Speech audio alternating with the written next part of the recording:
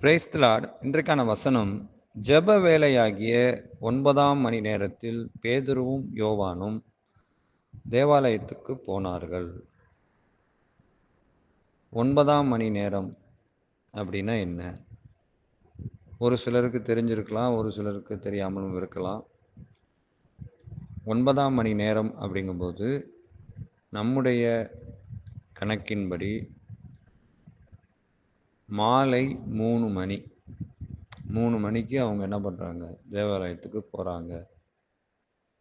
யூதர்கள் கணக்கின்படி அது மாலை 6 மணிலேருந்து அடுத்த நாள் மாலை 6 மணி. அதுதான் அவங்க ஒரு நாளாக கணக்கிடுறாங்க. நம்ம எப்படி 12 to 12 கணக்கிடுறோமோ அப்படி அவங்க என்ன பண்ணுறாங்க? 6 to 6 கணக்கிடுறாங்க. அதனால தான் சொன்னேன் மாலை 3 மணி. அப்போது ஜெபத்துக்குன்னு ஒரு நேரத்தை ஒதுக்குறாங்க. ஒதுக்குறது மட்டும் இல்லை, அங்கே ஒரு கிரியை செய்கிறாங்க. தேவாலயத்துக்கு போகிறாங்க. யார் போகிறா? பேதுருவும் யோவானும் போகிறாங்க. பேதுருவும் யோவானும் யார்? இதற்கு முந்தின அதிகாரத்தில் பார்த்தீங்கன்னா, அந்த 12 பேர் கூடியிருக்கும்போது பரிசுத்தாவினர் அவங்க நாவில் இறங்கியிருப்பார். பரிசுத்தாவின் அபிஷேகத்தை அவங்க பெற்றிருப்பாங்க. அப்படி அவங்க வல்லமையாக செயல்பட்டிருப்பாங்க. பேதுரு பிரசங்கள்லாம் பண்ணுவார். 3000 பேர் என்ன பண்ணுவாங்க? ஆண்டவர் சமூகத்தில் கூடி வருவாங்க, ரட்சிக்கப்படுவாங்க. அப்படி வல்லமையாக செயல்பட்டவங்க எங்கே போகிறாங்க? அதுக்குன்னு ஒரு நேரத்தை ஒதுக்கி ஜெப வேலைக்காக தேவாலயத்துக்கு போகிறாங்க. இப்போ இதுலேருந்து நம்ம பார்க்க வேண்டிய விஷயம் என்ன அப்படின்னா, அவங்க அபிஷேகம் பெற்றிருக்கலாம், வல்லமை உள்ளவர்களாக இருக்கலாம், எப்படி வேணால் இருக்கலாம். ஆனால் அவங்க தேவனை தொழுது கொள்கிறதுல அவங்க என்ன பண்ணுறது? அவங்க தேவனை தொழுது கொள்ள மறக்கலை, அதை உதாசீனப்படுத்தலை. நமக்கு தான் எல்லாம் தெரியுமே, ஆண்டவர் நமக்கு பரிசுத்தாவின் அபிஷேகத்தை கொடுத்துருக்கார், நமக்கு வல்லமையை கொடுத்துருக்கிறார், நமக்கு அதை கொடுத்துருக்கார், நமக்கு இதை கொடுத்துருக்காருன்னு சொல்லிட்டு சரி நம்ம பார்த்துக்கலாம், நம்ம ஏன் தேவாலயத்துக்கு போகணும் அப்படின்னு நினைக்காம அவங்க என்ன பண்ணுறாங்க? தேவாலயத்துக்கு போகிறாங்க. ஜெபத்துக்கான ஒரு நேரத்தை ஒதுக்கியிருக்கிறாங்க. யூதர்களே அதுபடி தான் வைத்திருக்காங்க. அதான் ஜெப வேலையாகிய அந்த ஒரு டைம் வச்சுருக்காங்க. மாலை 3 மணி, நம்ம கணக்கின்படி மாலை 3 மணிக்கு அவங்க ஜெபம் பண்ணுறதுபடி ஒரு கணக்கு வச்சுருக்காங்க. அந்த டைமில் அவங்க போய் ஆண்டவரிடத்தில் ஜெபம் பண்ணுறாங்க, ஆண்டவரிடத்தில் பேசுகிறாங்க, விண்ணப்பம் பண்ணுறாங்க. நீங்கள் முஸ்லீம்ஸை கூட பார்த்தா தெரியும், 5 வேளை ஒரு நாளில் ஜெபம் பண்ணுவாங்க அப்படின்னு. அவங்க அந்தந்த டைமிங் வச்சு ஜெபம் பண்ணிகிட்டு இருக்காங்க. அப்போ ஜெபம் ரொம்ப அவசியம். இன்னைக்கு ஜெபமே வேண்டாம், ஜெபம் தேவையில்லை, இயேசு கிறிஸ்து தான் எல்லாத்தையும் சுமந்து தீர்த்துட்டாரு, பாவ மன்னிப்பு கொடுத்துட்டாரு, எல்லாவற்றையும் செய்து கொண்டு இருக்கிறாரு, ஏன் ஜெபம் பண்ணணும், நம்ம ஜெபம் பண்ண வேண்டிய அவசியம் இல்லை, எல்லாவற்றையும் அவர் பார்த்து கொள்வாருன்ற ஒரு தவறான ஒரு கண்ணோட்டம், ஒரு தவறான ஒரு உபதேசம் பரவிட்டு இருக்கு. அப்படிப்பட்ட உபதேசத்துக்கு நாம் செவி கொடுக்கக்கூடாது. ஏன்னா வேதம் நமக்கு என்ன சொல்லுது? ஜெபம் பண்ணணும். இன்னொன்று, ஜெபத்துக்கான நேரத்தை ஒதுக்கணும். அவங்க எவ்வளோ பிஸியாக இருந்திருப்பாங்க. பேதுரு பிரசங்கம் பண்ணும்போது 3000 பேர் ரட்சிக்கப்பட்டாங்களாம். அப்போ எவ்வளோ இடங்களுக்கு அவர் போய் பிரசங்கம் பண்ணணும், ஆத்துமாக்களை ஆதாயம் பண்ணணும், ஊழிய அழைப்பு தேவை எவ்வளவோ இருக்குது. இருந்தாலும் அதுக்கான நேரத்தை ஒதுக்குனாங்க. நாமும் இது போல் நேரத்தை ஒதுக்கணும். ஜெபத்துக்கான நேரத்தை ஒதுக்கணும். ஜெப வேலைன்னு ஒன்று இருக்கணும், நம்முடைய வாழ்க்கையில் இருக்கணும். வேதத்தில் நிறையா பேருக்கு இருந்துச்சு, இயேசு கிறிஸ்துவுக்கே இருந்துச்சு. இயேசு கிறிஸ்து என்ன பண்ணுறாரு? அதிகாலையில் இருட்டோடே எழுந்து போய் ஜெபம் பண்ணுறாரு. அப்புறம் இரவில் தனித்திருந்து ஜெபம் பண்ணுறாரு. அந்தி சந்தி மதியான வேளையில் தானியேல் ஜெபம் பண்ணுறாரு.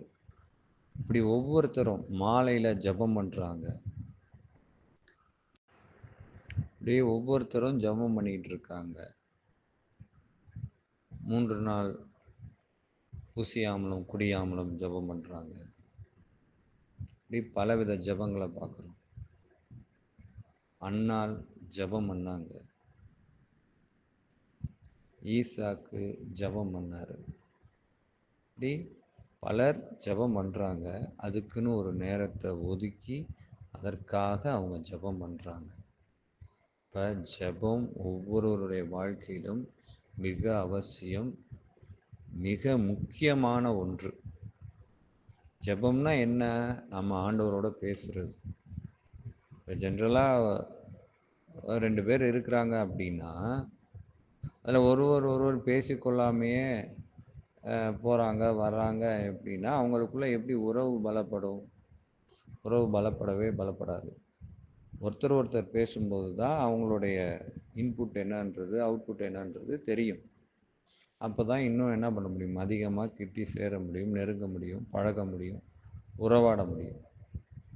அதுபோல் நாம் ஆண்டவரிடத்தில் ஒவ்வொரு நாளும் ஜெபம் பண்ணும்போது நம்ம ஆண்டவரிடத்தில் நெருங்க முடியும். ஆண்டவரும் நம்மை அதிகமாக இறுக பற்றி கொள்வார். இப்போ ஜெப வேலைங்கிறது அவசியம். முதல்ல ஒவ்வொரு குடும்பத்துலேயும் குடும்ப ஜெபம்னு ஒன்று இருக்கணும். இன்றைக்கி குடும்ப ஜெபம் இல்லாமல் சாத்தான் பல குடும்பங்களை வஞ்சித்து வைத்திருக்கிறான். குடும்ப ஜெபம் அதுக்கான ஒரு நேரத்தை ஒதுக்கணும். அதே போல் வாலிபர்களுக்கெல்லாம் ஒரு ஜெபம், வாலிபர்கள்லாம் சேர்ந்து ஒரு ஜெபம் பண்ணணும். சிறு பிள்ளைகளெல்லாம் சேர்ந்து சிறுவர்களுக்காக ஒரு ஜெபம் பண்ணணும். அதுக்கான நேரத்தை ஒதுக்கணும். ஊழியர்கள் எல்லாம் சேர்ந்து ஆத்துமாக்கள் அறுவடை பண்ணப்படணும், ஆத்துமாக்கள் ஆதாயம் பண்ணப்படணும், சுவிசேஷம் எங்கும் பிரசங்கிக்கப்படணும், இயேசுவை ஒவ்வொருவரும் அறியணும்னு சொல்லி அதற்கான நேரத்தை ஒதுக்கி அதற்காக ஜெபம் செய்யணும்.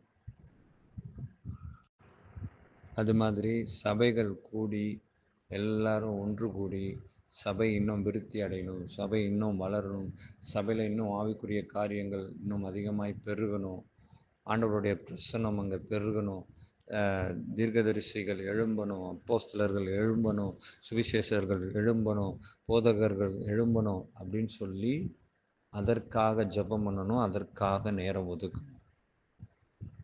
ஜெபம் ரொம்ப அவசியம். அதுதான் இவங்களும் செஞ்சாங்க. அங்கே ஒரு விஷயத்தை நீங்கள் கவனித்து பாருங்கள். அவங்க எங்கே போனாங்க? தேவ ஆலயத்துக்கு போனாங்க. அப்போ தேவனுடைய ஆலயத்துக்கு போனாங்க. அப்போ ஆலயத்துக்கு போகிறத நாம் விட்டுவிடக்கூடாது.